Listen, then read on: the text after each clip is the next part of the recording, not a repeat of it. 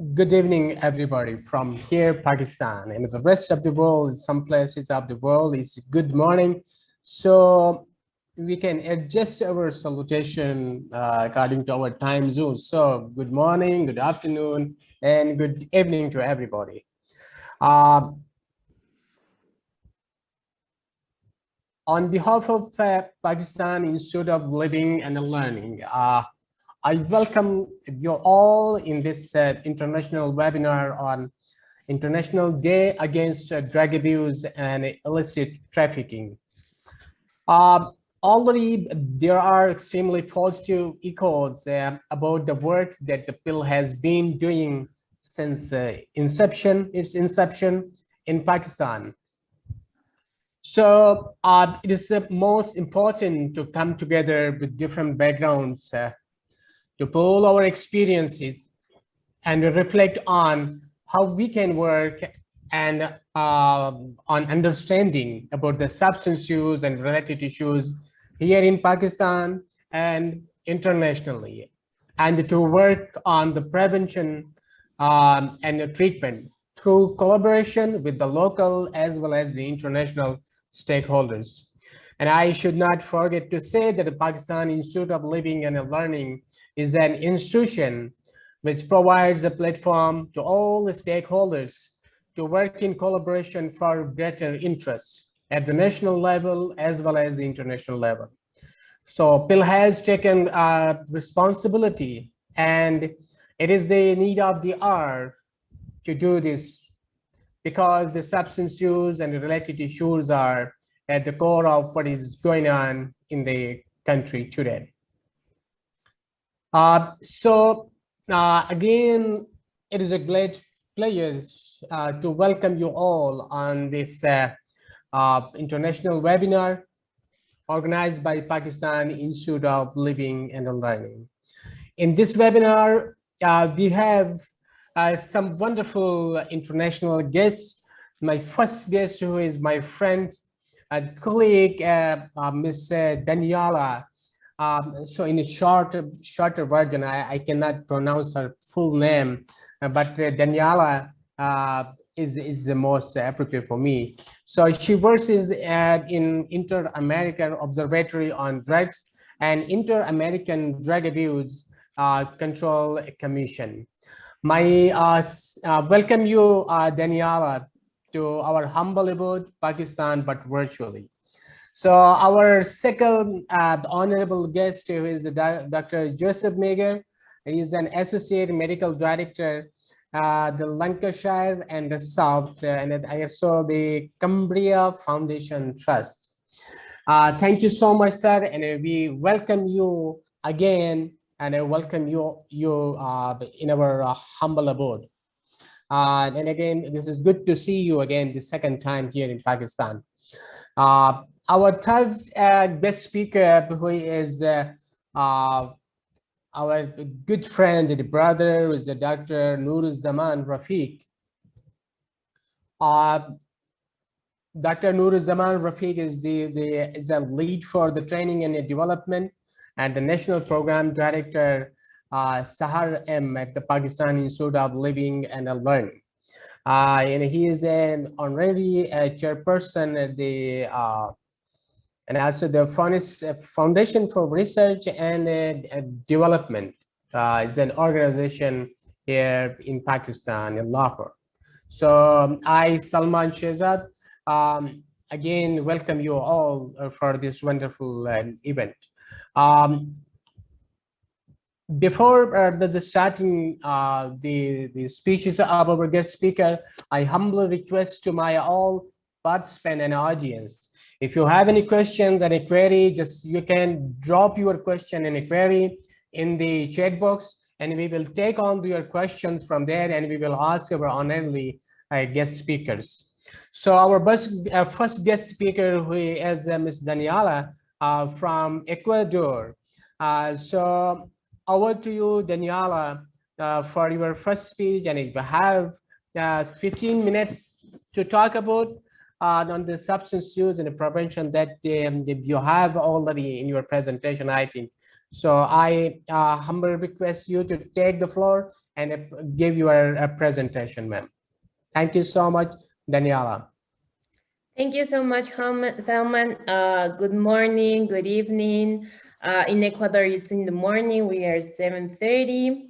I'm glad to be here. I thank you so much, Salman, my fellow partner of the Hubert Humphrey Fellowship Program, that we did this program on 2016, 2017 at BCU, and we have been colleagues since then. Let me share my screen to start this presentation.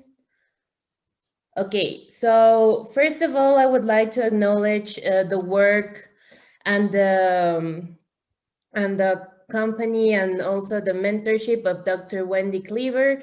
She was one of our coordinators at the Hubert Humphrey Fellowship Program in BCU, and is the person with whom I have been working throughout these years in the analysis of Ecuador's data related to substance abuse, especially in young population, among youth.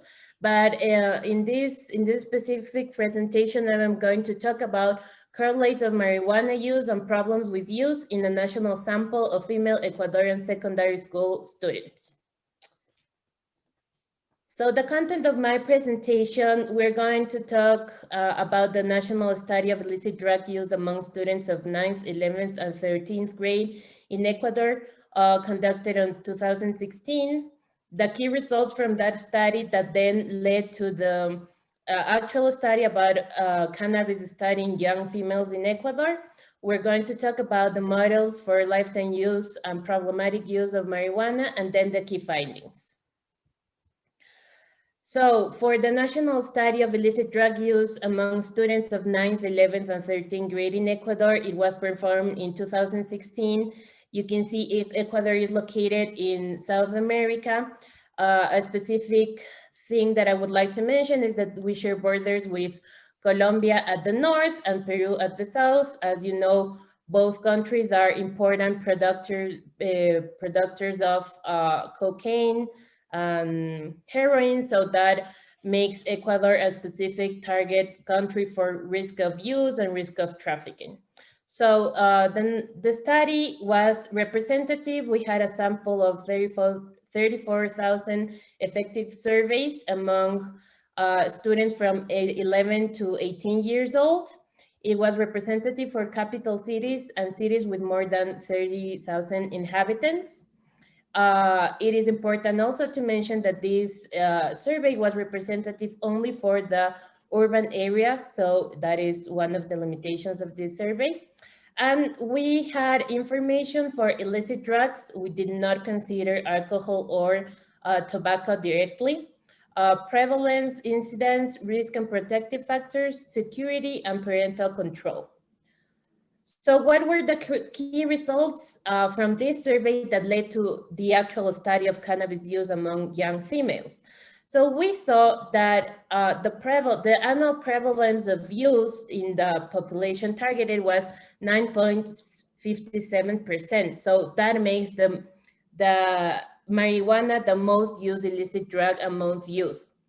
And then when we analyze it by type of drug and sex, we also saw that the annual prevalence, the higher annual prevalence between males and females is also marijuana.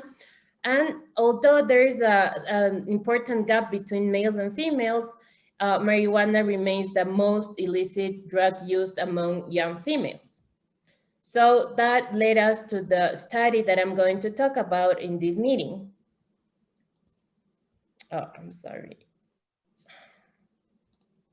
Okay, so what were the aims of the cannabis study in young females in Ecuador? First, we we anticipated that greater perceived access to marijuana and affiliation with substance abusing peers is associated with risk of marijuana use. Then that higher levels of felt security, parental control, and family engagement is negatively associated with marijuana use and are actually promotive factors. And finally, we analyze interactions with age and risk and promotive factors. So we perform two different analyses, and we use the next measures. We use lifetime use of marijuana and problematic use that was constructed with 6 questions from the questionnaire. Then we analyze risk factors related to ease of access to marijuana and peer substance use. And here is where we ask indirectly about alcohol, tobacco, and marijuana in peers. And then we analyze promotive factors related to parental monitoring, which also we constructed from a series of questions from the questionnaire, family engagement, and perceived security around schools. So the models for lifetime use and problematic use of marijuana, we have descriptive analysis where we perform t-tests to analyze the relationship between the variables. We perform a logistic regression analysis predicting lifetime marijuana use, and then we perform a linear regression analysis predicting problems with marijuana use. So the first results from the descriptive analysis, we ended up having a sample of 16,000 approximately females from 11 to 18 year old. 72% of this population had lifetime marijuana use. 1.5 of girls that reported marijuana use had marijuana related problems, which is something important to consider. There were significant group differences between girls who use marijuana and girls who doesn't use marijuana. And girls who reported marijuana use had higher risk factor scores and lower promotive factor scores. So for the linear regression for lifetime use of marijuana related to age, ease of access to marijuana, friends tobacco use, friends marijuana use, parental monitoring, and perceived security, they were all related. They were all promotive factor. They were all related to lifetime use. So each one contributed and performed higher risk scores when it was analyzed among girls. And then a particular result that we saw that when we were analyzing problematic use of marijuana, only frequency of use and greater number of friends who use marijuana were they were related to problematic marijuana use, which is interesting because aside of the other of these other factors that we analyzed, only these two were established as risk factors for marijuana use. Then you can see in the table how past year marijuana use frequency and also friends' use of marijuana were the only promotive factors for problematic marijuana use. So even though we tested for the other variables, these two were the ones that had higher scores in the analysis. So which were the key findings for this study? So risk of ever having used marijuana was associated with factors in different levels for young Ecuadorian girls in different social ecologies for family, peer groups, school and community, and each played a role influencing the likelihood of ever having tried marijuana. So then all the risk of ever having used marijuana increased with age, with the largest jump in prevalence between ages 15 and 16. The influence of the risk and promotive factors included in the analysis did not differ by age, which is interesting because this relates to the next key finding that says that when girls began to use marijuana, peer use became the sole predictor of problematic marijuana use, aside from a measure of use frequency, which is obvious because the more quantity and the more frequency you use the drug, it is more probable that you would develop so problematic use. Another thing that I would like to mention in here is that there were a series of limitations to this study. First, of course, that the design of the survey that was cross-sectional, so that did not allow us to analyze how certain variables behave through time, right? And the other thing that was that when we started performing the models to analyze marijuana use and problematic marijuana use, we had a lot of lost data, which we think it's related to the design of the study also. So yeah, that is what I wanted to share with you today. Thank you so much for your presence, for your attendance and time. Thank you so much. Thank you so much, Daniela. And this is a wonderful presentation, and I'm more curious about the findings, especially the young female and using marijuana and a feeling of security. So later on, we will ask some questions. But again, I should continue with the presentation of Dr. Joseph Meagher. And I request you, sir, if you could speak on your topic. Floor is yours now, sir. Oh, thank you very much. Can you hear me, everyone? Yes, sir. Well, you have to say yes. Good. All right. Yes. Okay, good. Unlike Daniela, I don't have wonderful slides to show, so you have to put up with my face for a bit.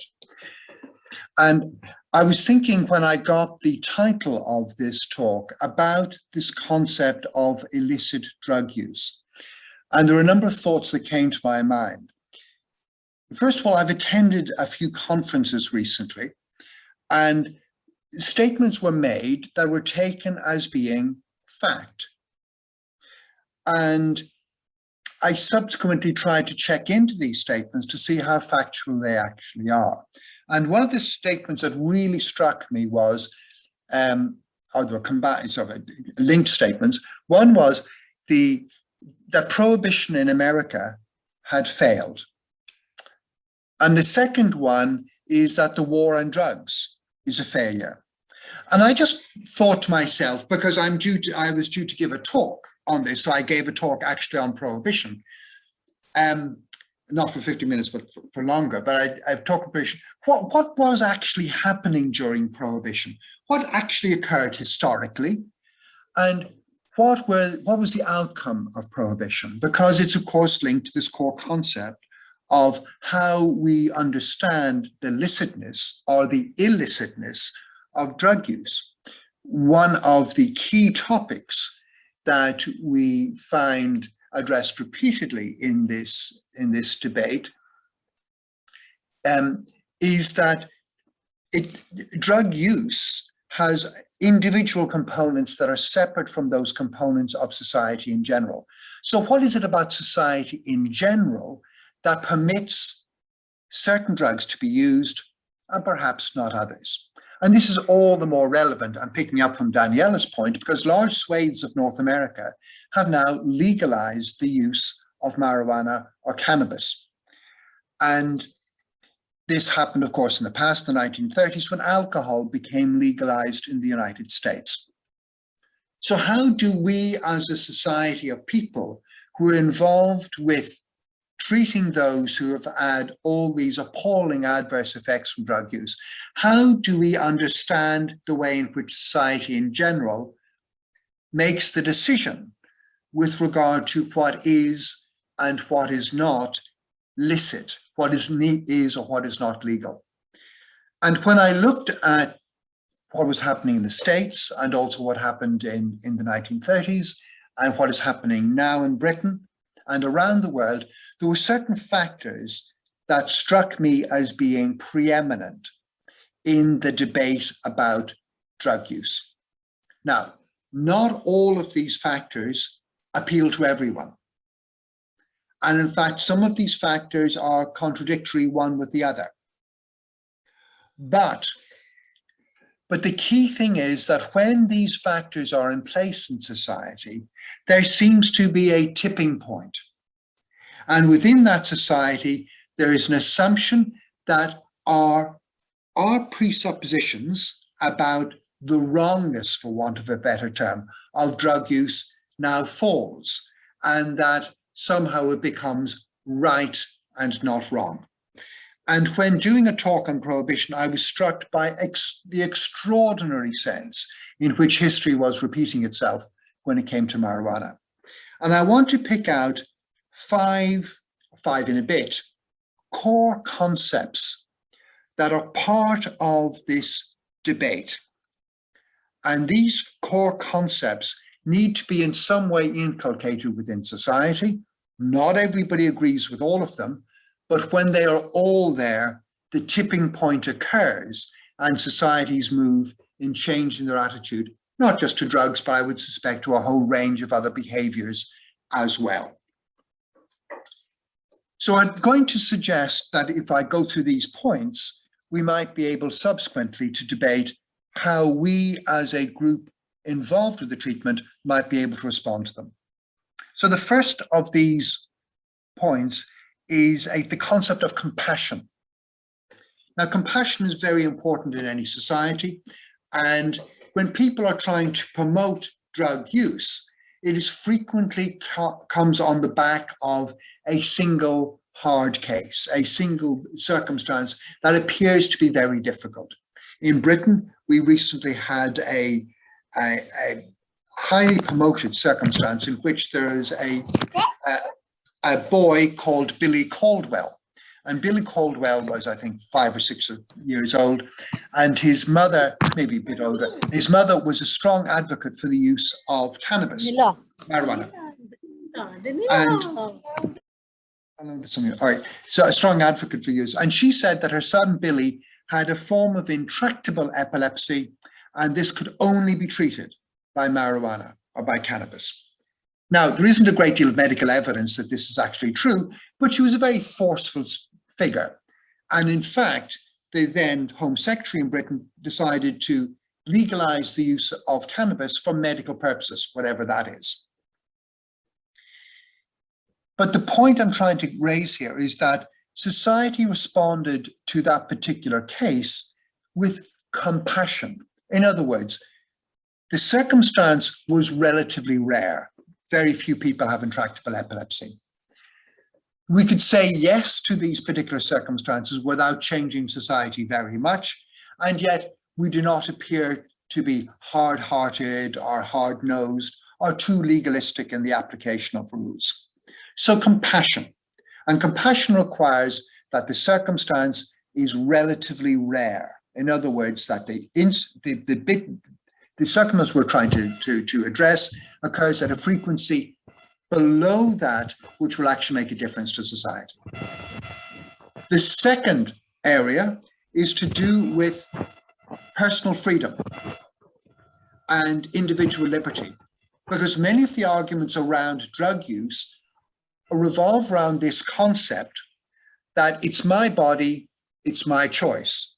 I can do what I want with my body, and therefore if I decide to destroy my body, what right do you have to say anything different? So that's a civil libertarian argument. It runs quite counter to the first argument of compassion, but those two arguments are important. A third factor is important in you need to have celebrity endorsement. So you need to have people who are prominent in the society. They could be sports people or people in the movies or religious figures or political figures or whatever. But they need to some way endorse the drug that you're trying to promote. Now, they don't need to endorse it overtly. In other words, you can get a government minister, as we've had in Britain, saying, oh, I used cocaine. This was a terrible thing for me to do, and I'm very sorry. Nothing will happen to me as a result of it, by the way, but I've used it. So I'm very sorry, it was a bad thing. But the message that comes across from that is that here's somebody in an elite part of our society who has been using this substance and gets away with it. So that a celebrity does not have to say, I think this is a great drug. All they have to do is to be found to be using the drug or whatever it is, the behavior, whatever it is, for that to have the celebrity endorsement. The fourth one is more complex, is the sort of the 5.5 one. And you have to have people, and these are frequently doctors, by the way, frequently doctors, who say that the harm associated with whatever product we're talking about is much less than the public has previously perceived. And this was the case with marijuana and with alcohol, and no doubt it will be the case with cocaine, which is the next big drug where there's a push to get legalization. So the harm associated with it is not there. We have a famous addiction psychiatrist in Britain called David Nutt, who's written a book saying, you know what, ecstasy is much less harmful than alcohol. That may or may not be true, but the message is, if alcohol is legal, then why can't ecstasy be? And this is a key component of this idea that that the harm is being overhyped. The people like us who are saying, don't do this, we're overhyping the harm. And related to that is the idea that actually there are a whole range of these products available, and some of them are certainly not harmful. Maybe you can pick out one or two drugs that are bad to use, like crack cocaine maybe or something, or methamphetamine, but why make all the others illegal as well? That there's a variety of product available. The final and key component to the arguments is to do with tax and spend. In other words, there is an argument will be put forward which says the following. Why do we make these substances illegal? Why don't we simply make them all legal, register them, and tax them? And from the ensuing taxes that we receive, we can then turn around and use that money for some other good, a hospital or a school or whatever sort of beneficial thing we want to talk about. And so this is a very common argument that's made as well. Those 5 circumstances, although they are not necessarily mutually compatible, tend, when they are at play within society, to remove that mental framework which exists, which allows people to say, this thing is wrong and this thing is not wrong. So in other words, it undermines our ability to make what in other circumstances is essentially a moral judgment, which leads to a legal judgment. And I would suggest to you that when those 5 conditions are present in society, any society, you're starting to reach a tipping point in which the argument that we make with regard to drugs becomes insufficient. Furthermore, I would argue that we as a group are very, very badly prepared in how to deal with those particular set of assertions. That we don't have a good counter-argument. Now, we have to be able to argue against all of these. Individually, I'm sure each of you could say, well, yes, I can say something about that, or yes, I can argue, but it's having an argument that encompasses all of them. Because what we're going to meet, and we regularly meet in society, is somebody says, oh, well, yeah, I don't take the civil liberties argument, but, we have to have compassion. Or, I don't take the compassion argument, but why don't we tax this stuff and get money from it? So we need to bolster what we understand as being the core reasons why the illicit component of drug use needs to be there. Because for an illicit drug trade to continue, there needs to be, the key for people who are involved in illicit drug trade is that they make it licit, that they make it legal, where the profits can then skyrocket. And I would suggest to you that once the threshold of cocaine is crossed, then we may as well give up when it comes to being people concerned about the ill effects of drug use in our society. Finally, I think that there has been a change since the 1930s, which was exemplified, I think, in the way in which the laws with regard to cannabis were changed in America and in Europe, and that's to do with the internet. And the way in which the internet tends to promote groups of people, all of whom tend to share particular ideas and who can then select out pieces of evidence to bolster what they believe to be true. There's a recent election in America where that was an overwhelming phenomenon.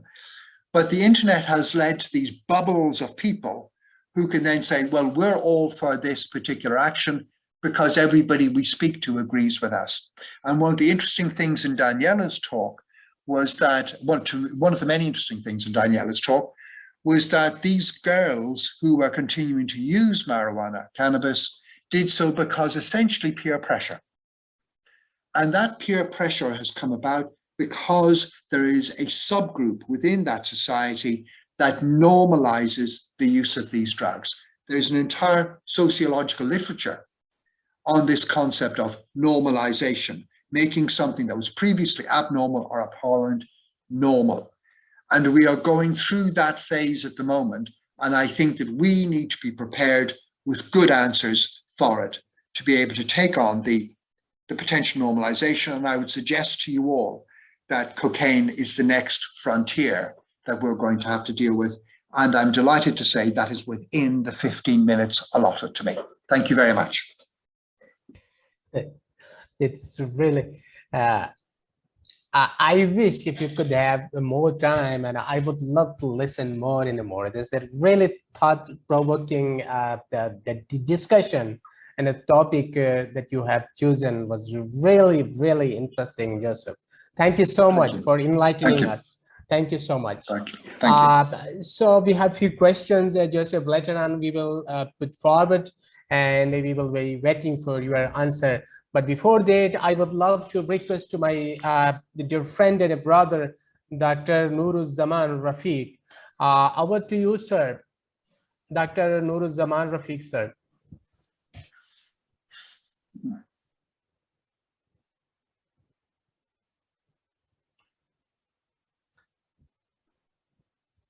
Hello, Dr. Nuruzzaman. Yeah. Yes, sir. We can hear you, sir. Thank you. Can I share my screen?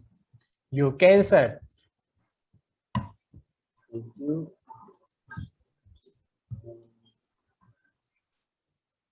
I think I can't. You can have. I cannot. Yeah.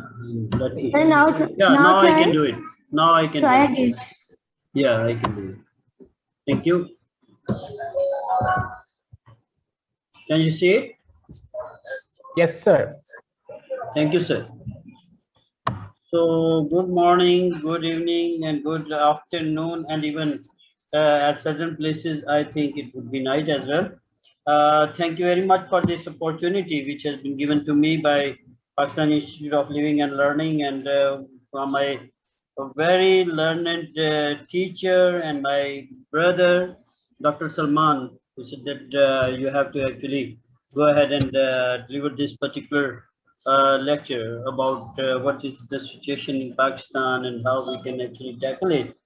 And after both very senior professors who are our mentors through the the virtual world, we are really grateful to them. And I would try to give a little bit of the scenario what is happening around as far as the Pakistan is concerned.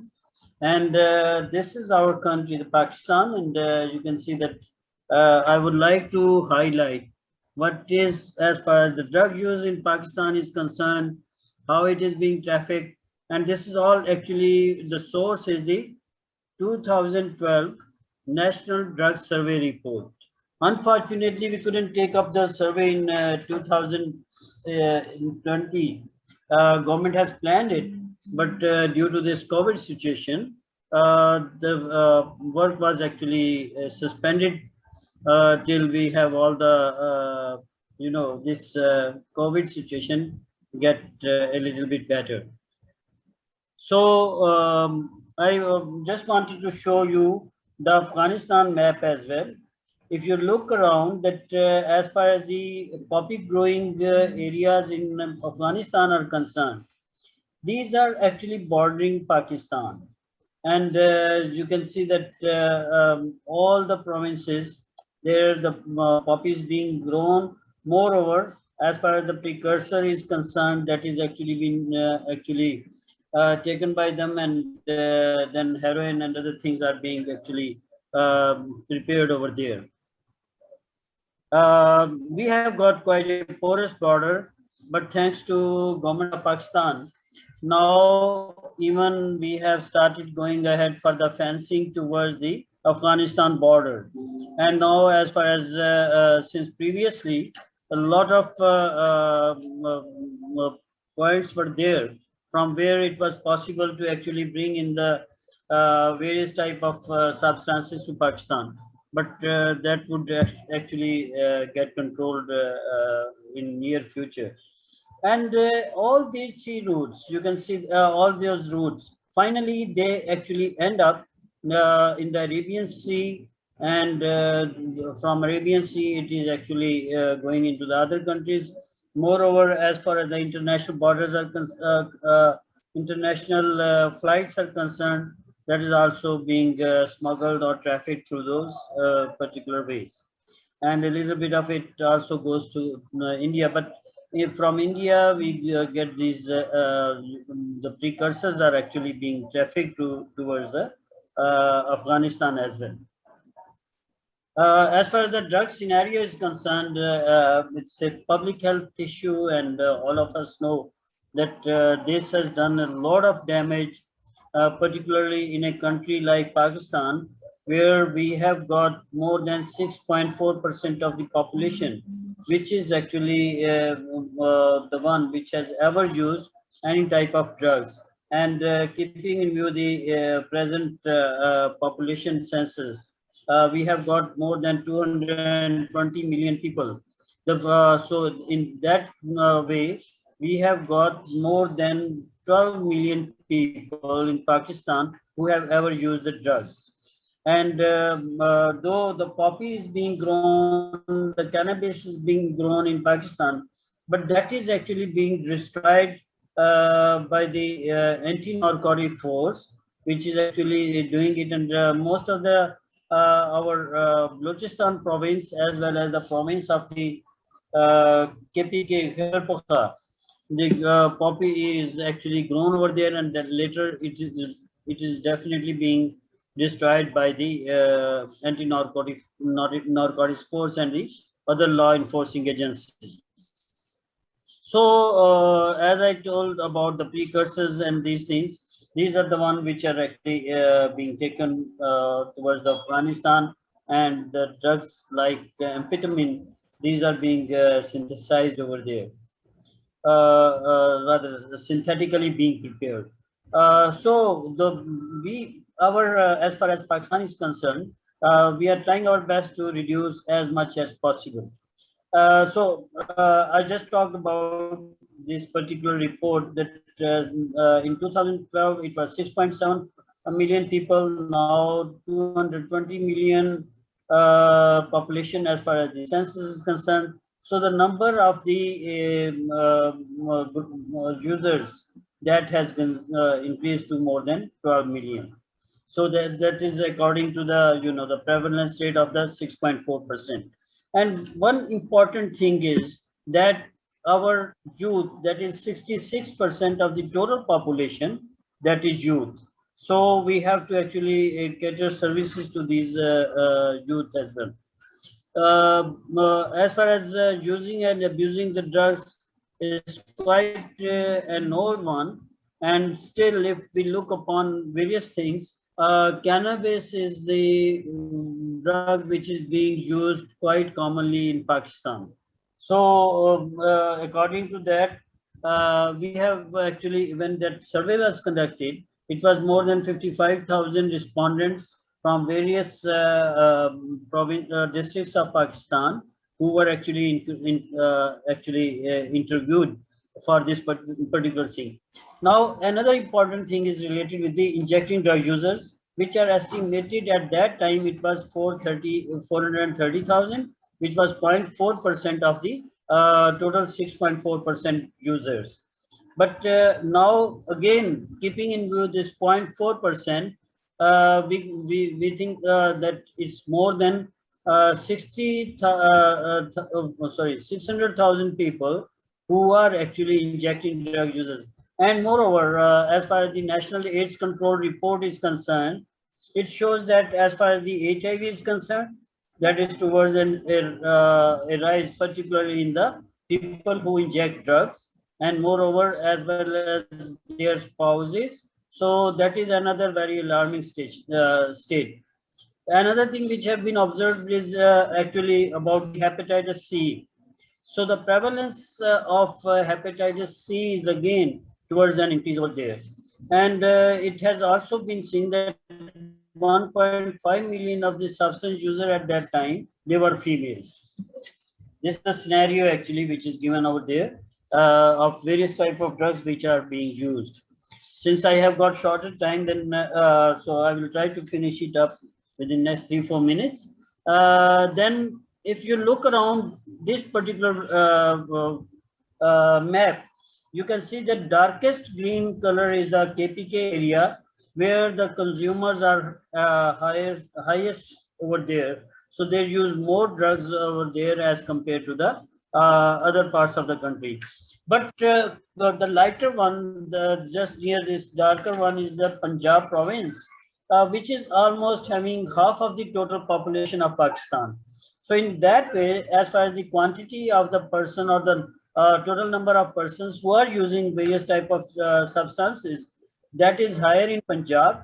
Then it is Sindh, that is towards the right in the near the Arabian Sea, and then it comes down to the KPK, and finally it is the Balochistan, where the per kilometer density of population is quite low. This is what is happening around. There are poly drug users in Pakistan as well, using cannabis, heroin, and opium. Larger number, as I have talked about, is the cannabis users. Then we have got a smaller circle of the heroin, and the smallest one is opium. Here I would like, because this is the actually report from 2012. At that time, as far as the ecstasy, then methamphetamine and ice and other such type of substances which are stimulants, those were actually not in that big number as far as the population was concerned. But now there is a change in trend. Most of the school going youth, they are using ice actually, and so they have actually shifted over from this particularly previously they were actually using heroin and others, but now they have shifted over to the ice, that is the methamphetamine, and amphetamine is being commonly used by them. Then we talk about as far as the youth who are in the streets, they are still using various type of volatile substances over there. And if as far as the injecting drug user, you can see the number, there is marked increase from 2000 to 2012. 60,000 actually risen to in 2006.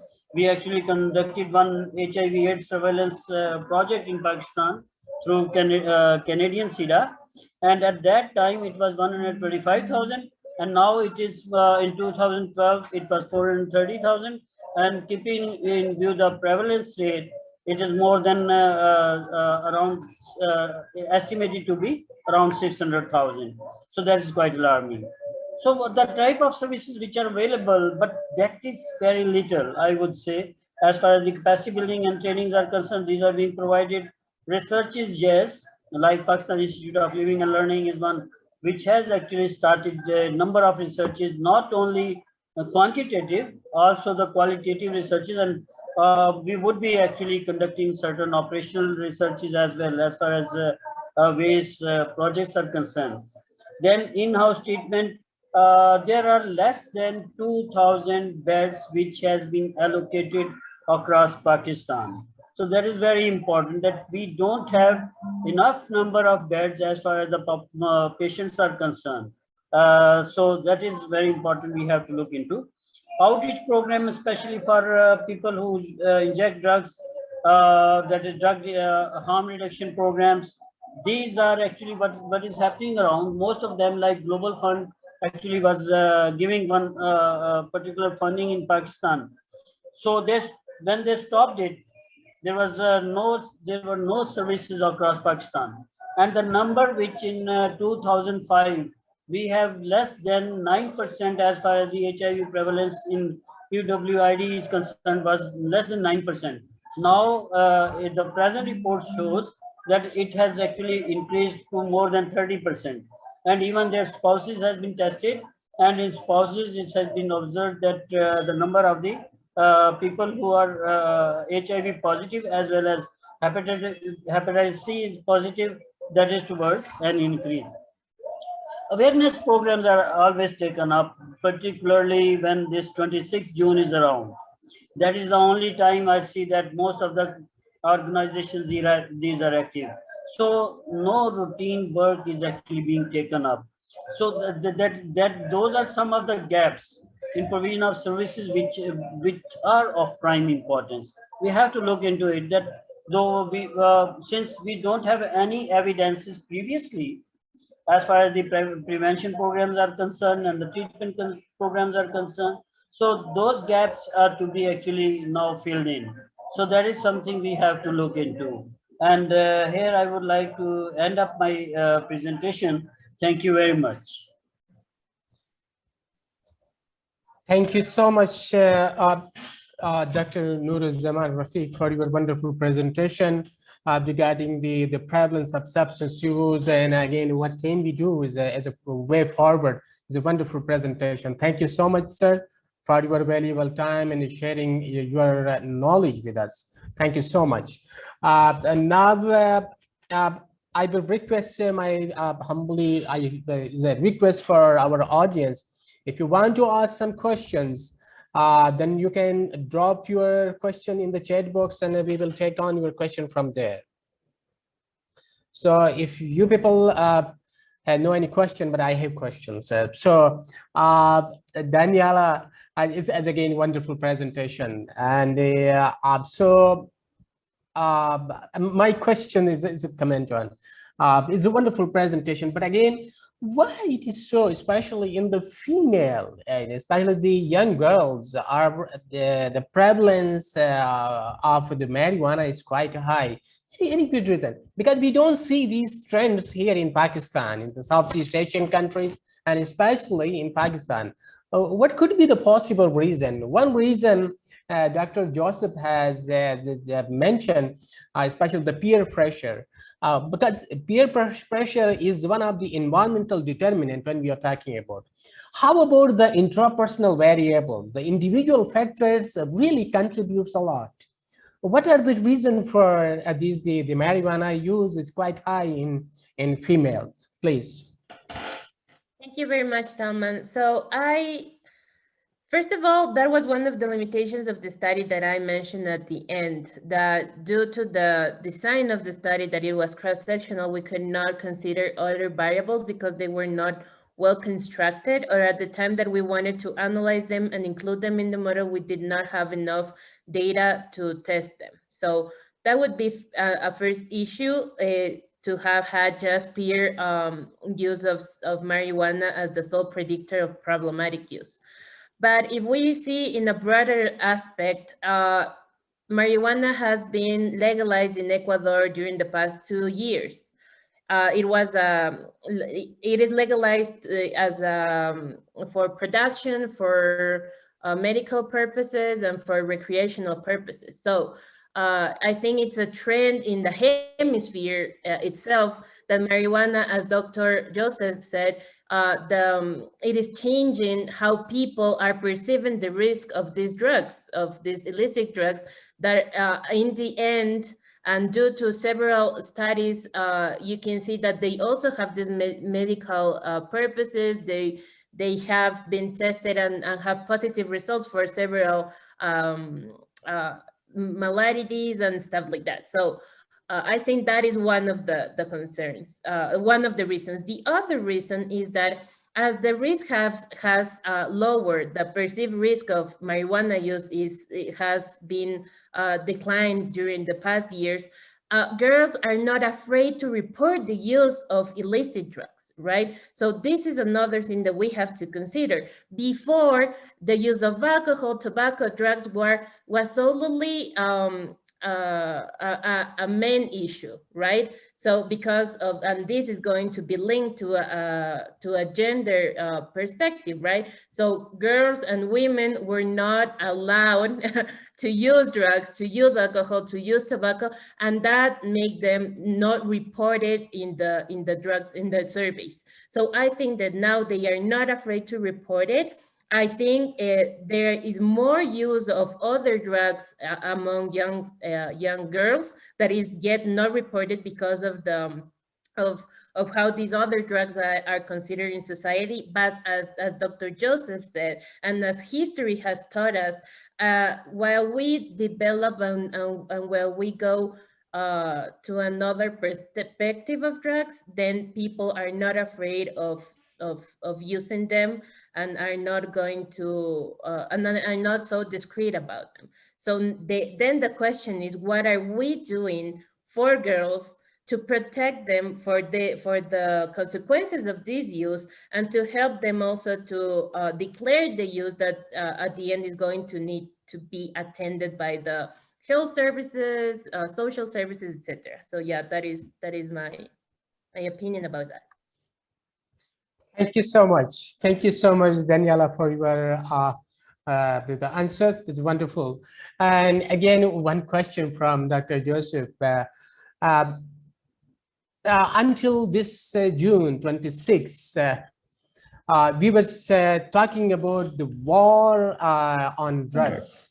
Yeah. And a few years ago in my presentation, I used the term, we are failed in war against drugs. The people were disappointed. They were annoyed by my presentation. So my question is, sir, why we are failed in war against drugs? Where the problems lies? And what can we do to resolve this problem? Okay, right. It's interesting because I want to pick up a number of things, including, I'm absolutely happy to answer that. And what Daniela has just said, that it's interesting the parallels with the 1930s, when there was this, in America, there was really a war on drugs that was genuinely fought.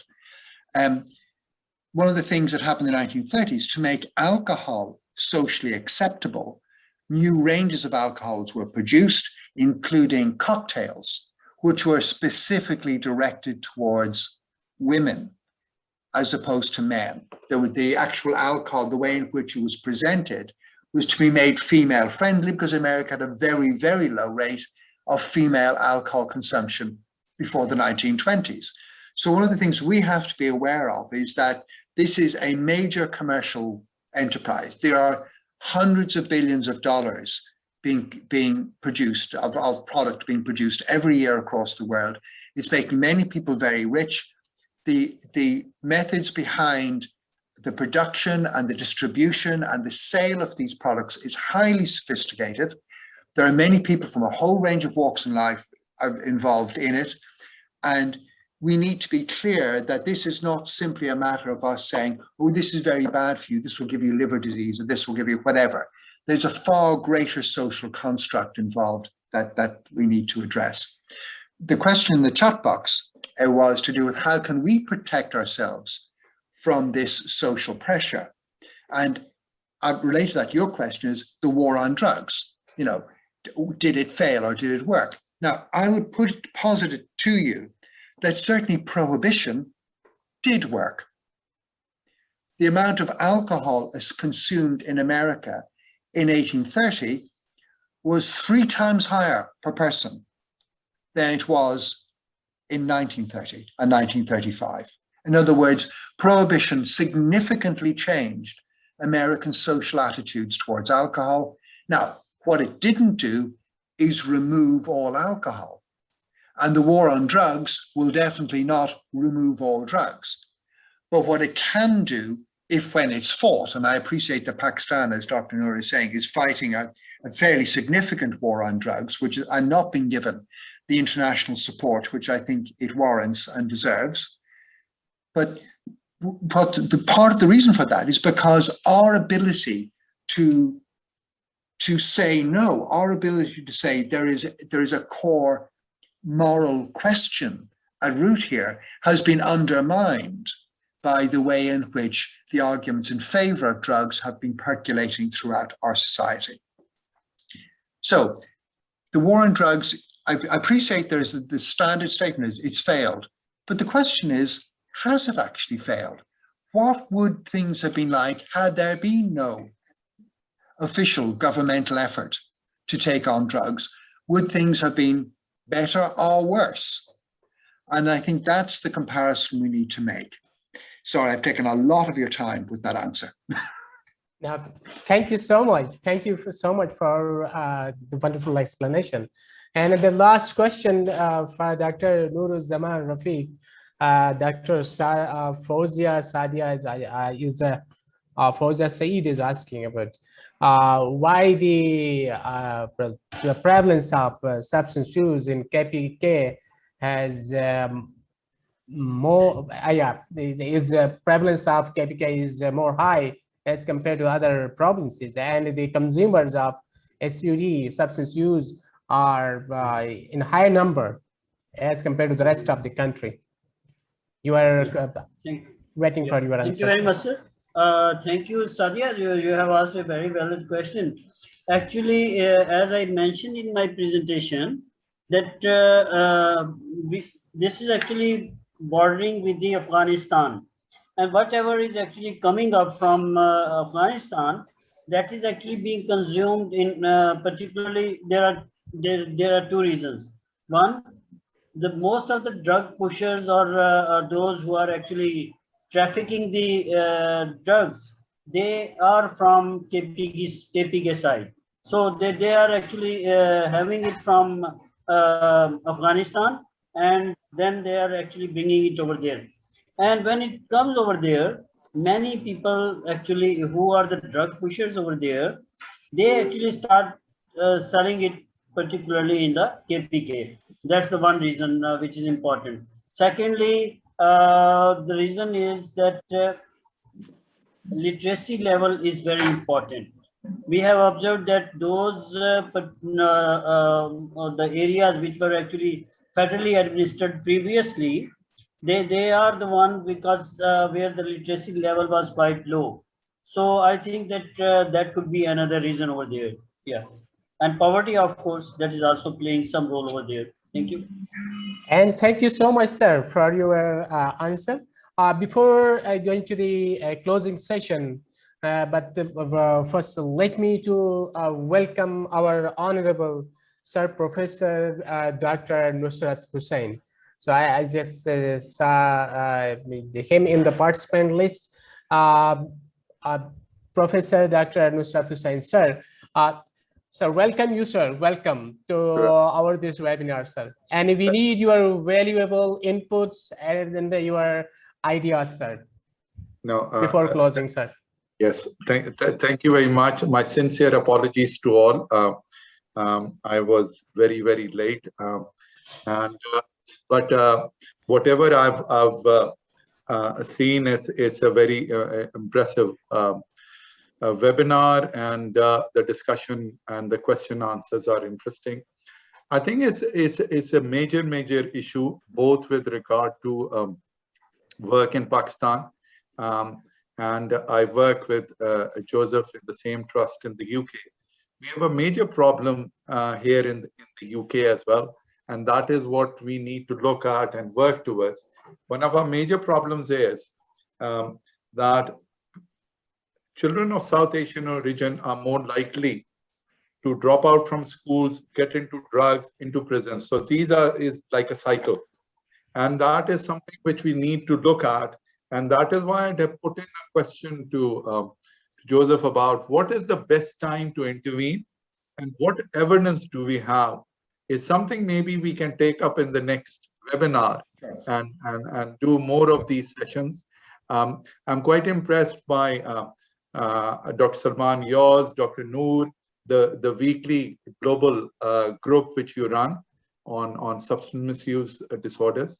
So that work, you are working on a number of projects.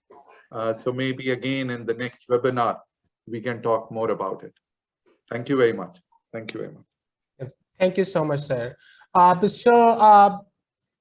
On behalf of Pakistan Institute of Living and Learning, I should say thank you so much with the core of our heart to our worthy guest speakers, especially Daniela and Dr. Joseph, for their valuable time and sharing knowledge. And thank you so much for accepting our invitation on a short notice. Believe me, we are so excited to see you here. And the next, I extend my gratitude to all the worthy colleagues, the staff at the Pakistan Institute of Living and Learning, and above all, the leadership of Pakistan Institute of Living and Learning, especially Professor Dr. Nusrat Hussain, Professor Dr. Meher, Professor Dr. Naseem Chaudhry, Professor Dr. Imran Chaudhry, and other colleagues and the worthy colleagues for your contribution and providing the wonderful platform to all of us, and also for your facilitation. Thank you so much once again for your valuable time and the energies and the intellectual contribution on the occasion of this International Day Against Drug Abuse and Illicit Trafficking. Thank you so much.